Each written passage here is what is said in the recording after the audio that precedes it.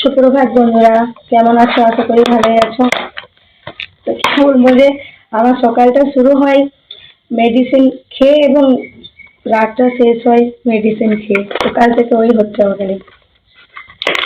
তো সকালে উঠে বমির ট্যাবলেট, ফির থাইরয়েডের ট্যাবলেট খেয়ে শুরু হয়, আর লাস্ট একদম ক্যালসিয়াম ট্যাবলেট আর কিছু ব্যথার মেডিসিন খাওয়ার পর রাতটা শেষ হয়।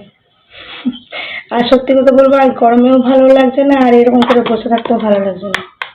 মানে নিজের মধ্যে, আর এমনিতেই কি বলবো, প্রেশার কমে গেছে একদম। এত শরীরটা একদম ভালো লাগে না।